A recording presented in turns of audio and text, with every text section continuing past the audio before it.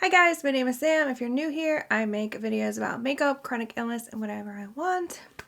And today, I am making a very sweaty video. This room is incredibly hot, and this eyebrow keeps falling. Today's video is going to be my May favorites. It's going to be everything, not just beauty. I'm going to put timestamps in case you're only curious about some of these subjects and not all of them.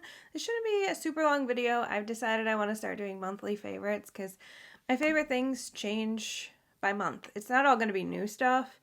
It might be new to me, but it's not going to be new things. It's just stuff that I have been enjoying for the month. I'm going to dive right in and start with food items. So if you're new here, I can no longer eat gluten. I'm not quite sure if it's just an intolerance or it's celiac or whatever, but whatever it is completely serious. I get violently ill if I eat gluten. I have been exploring gluten-free foods. I'm not going to have all these items in my favorites with me, by the way, because some of them I don't have, other things I'm not going to go get. The first is, I think it's Siete, the almond flour tortillas. I decided to splurge on these because they're quite expensive after I saw people rave about them, and you can get a good deal on them at Costco. Basically, you get 2 packs for the price of one of what they cost at Target or Walmart, and these are fantastic. They don't tear, they're not gummy. I really like the texture. You just heat them up real quick, and they're the best tortillas I have tried so far, and I will regularly be purchasing these. The next food item is Oikos Vanilla Bean Greek yogurt. So I was a Chobani girl, dedicated. I hadn't eaten another yogurt except Chobani in probably a decade.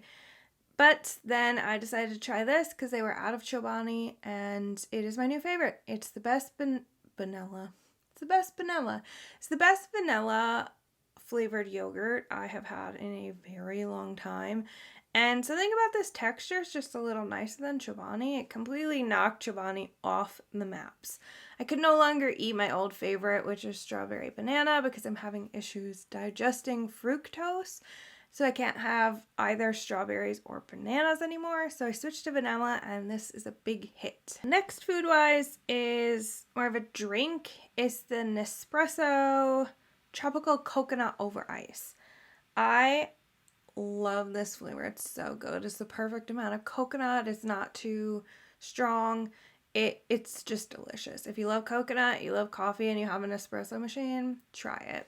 Next is, I think it's Udi hot dog buns. I saw a TikTok that said these were the best gluten-free hot dog buns, and they were fantastic. I had a moment of anxiety where I thought it was like a real bun. That's how good it was. And anyone who has eaten gluten-free food for whatever reason knows that it's just not as good as regular baked goods. So when you can find stuff that actually gives you a moment of anxiety, you've hit the jackpot, because most stuff is just kind of yeah, I can tell. The last food item I have here is the Trader Joe's hamburger buns. I also saw this on TikTok saying they were the best hamburger buns. I hadn't tried any hamburger buns or hot dog buns. I just try to go with the recommendations of people who've been doing this for a while. So I tried these hot dog or hamburger buns, and they're really good. They are drier than those hot dog buns I talked about. So I don't know that I would eat them regularly when I have hamburgers, but when I'm really just craving a burger on a bun, I really think it's a good option for me. So I would check those out. They might be better if I toast them a little. I'm not sure. I'll have to give that a try. Oh, what I did do was I microwaved them in a damp paper towel for 30 seconds to moisten them up. But the next thing is going to be a combination: movies, TV, books, video games. I don't think I have. Yeah, I don't have any TV shows. Oh, and music. So just entertainment, I guess, was a better way to say that. So entertainment. I'm going to start with the movie My Friend Dahmer. I went into this movie thinking, it's just going to be it's going to be kind of like a weird documentary kind of situation. I went into it thinking it was just going to be kind of, I don't know, someone telling a story about Jeffrey Dahmer. I actually had no idea what it was about. besides Jeffrey Dahmer, right? So what it is it's a movie based on a graphic novel that was written by a man who went to high school with Jeffrey Dahmer, and they were friends for a few years of high school. So he wrote a graphic novel explaining like his experience, telling that story, and then this movie is based on that graphic novel. I did not know that going in. I didn't really know much about it besides, like I said, it was about Jeffrey Dahmer. This movie was a 10 out of 10 for me.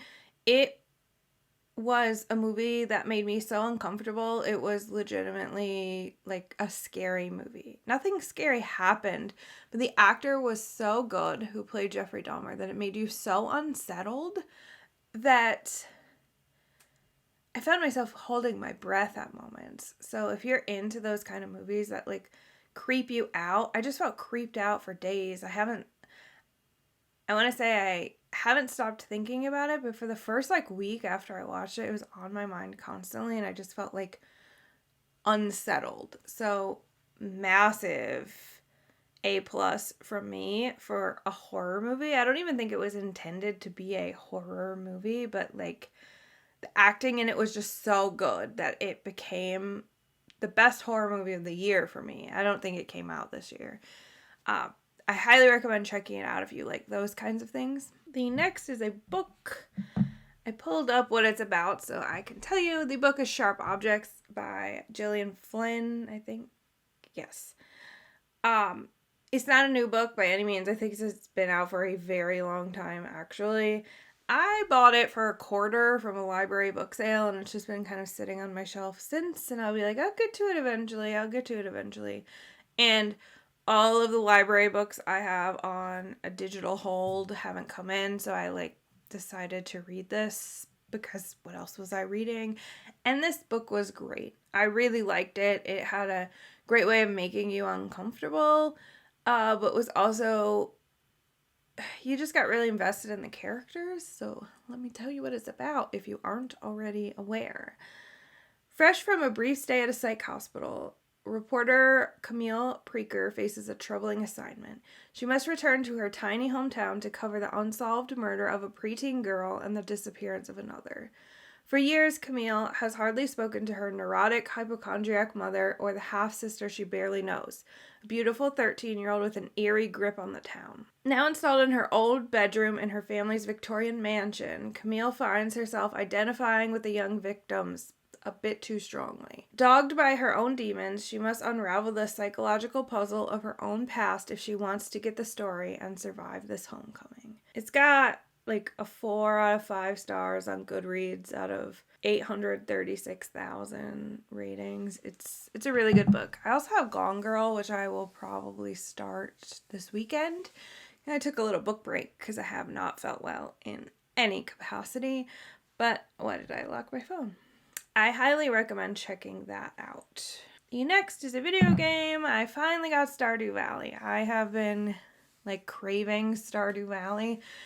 The farm town girl in me really wanted a game about farming because I'm disabled, so I can't even really do much of gardening. I do a little bit with some assistance, but I can't like have a garden. So Stardew Valley kind of fills that void for me of I can have a farm. I can, sell things and build things, and yeah. I'm just starting out. Haven't played it a ton yet, but I'm really enjoying it. It's very relaxing. I also like the concept. It's a little different than Animal Crossing that, you're limited to what you could do each day or you'll get like exhausted. And then if you fall asleep because you're exhausted, you have to like pay a bill because someone had to take you to the doctor because they found you unconscious. So like, I like that you can't just, get it all done in one day. The time also works a little faster than Animal Crossing. It's a really cool concept. The next entertainment thing that I have on my list is Harry's House, the Harry Styles album. I really like Harry Styles, and I was excited for this album, and I really like it. It has some fun beats. The song Matilda was incredibly emotional, and I think anyone who has any kind of family trauma can also relate to the emotions in that song. I've seen some TikToks joking about it. yeah, so I really enjoyed that. I don't have much else to say. It's just some fun pop music. So check that out if you like that and you haven't heard about it yet. Oh, one thing I want to add on, this is last minute. Technically watched it. Maybe it was still May. Yeah, today's only the 2nd. So, yes. Bo Burnham dropped like a whole hour thing on YouTube that's like extra inside stuff, like behind the scenes stuff that didn't make it into the Netflix special. Check that out if you liked Inside. It was so good. Especially the jeans commercial, I'm a big fan of. Now we'll move on to beauty favorites, starting with a gel eye mask. I was told by my mom that her eye doctor recommended one of these eye masks for eye allergies and dry eyes. So I guess for dry eyes, you're supposed to use it warm, and the warmth, you could do this with a warm rag as well. The warmth helps your eyes secrete some lubrication to hydrate them, and they won't be so dry. You should do that once a day. But why I've really been liking it is for my allergies. Pollen season has been kicking my butt because I'm allergic to trees. Fun. So I pop it in the freezer, and on days where the pollen is super high or I've had the windows open or something, I basically ice my eyes so they're less itchy and less swollen. I got mine at Target. It was like $7-8, I think. It's been very helpful. Next is overall Lush. I was super into Lush back in the day until I figured out what my facial skin needed. I was using a lot of things from them, and it didn't make anything worse, but it didn't help. And then I figured out what my skin really needs and kind of fell off the Lush train because I also don't have a bathtub anymore. So for me, Lush was like face products and like bath bombs for like a treat. Well, I don't have baths anymore, so couldn't really use that. And then I just kind of got in the mood to get some of their body wash, and I got a sample or a small tub and a sample of 2 different lotions, and my skin has been responding really nicely to the lotions. I'm loving having the bar soap and the body wash. So I've just like completely fallen head over heels for Lush. If I had to pick one thing that's my favorite for the month besides the whole store, it is definitely the lotions. They're pricier, but this is the first time like the KP bumps on my arms have mostly gone away. So it's something that I'm going to continue to use as long as I can. The next I can actually show you because it's right here is this one I haven't used yet. The Melt Cream Cheek Products. I had a friend recommend these as like the best beginner cream blushes because I've been wanting to try more cream products, and they had a sale where you got like this PR box like 60% off or something. It was a crazy deal, and so I got it because I liked so many of the colors. I love Melt. It's one of my top 3 brands, and I've been super happy. I've been using this Sundown shade. No, not Sundown. Lynx shade quite a bit. I'm sure you could tell it has like brush hairs in it. But I've been using this as a cream bronzer. It works really well for me. It looks very similar to Laguna. Big fan. I've used some of the blush shades, but I've used that bronzer the most. And I love it. I love the product. They're super easy to blend out. They're very pigmented, but not too pigmented, so you can build it up. You don't have to worry about like putting too much on at once. I am very happy with those products. The next is another general. I'm super into fragrances right now. I have been finding my love for fragrance over the last like 5 years. I used to just have a fragrance, a signature fragrance, and just stuck with it. And then I just started to realize how much I like to change it based on my mood. So I'm really into florals and citruses right now. The floral thing, it kind of shocked me as well because I don't normally like floral scents, but I've really been into them lately. Especially the Le Labo Rose 31. I think that might actually be my first Le Labo purchase because I just enjoy it that much. Did not see that coming when I tested those fragrances, but yeah, fragrances. I've been studying like notes. I've been watching YouTube videos. I'm just like really into fragrance right now. I think I might during the semi-annual sale at Bath & Body Works that starts later this month. I think I'm going to pick up my 2 old favorite body sprays just for some nostalgia. Oh my gosh, my nose is plugging up. Just for some nostalgia, I was the sweet pea and warm vanilla sugar girl, so I'd like to pick those up. I'd also like to get Love Spell from Victoria's Secret. I really just want to have those fragrances to sniff, even if I don't wear them often, just to see where my nostalgic roots came from. Next is RMS Beauty. I've tried 2 products from them and both are favorites. I'm wearing both of them right now. The first is their, I don't know what does this say? Straight Up Mascara. Mascara Straight Up.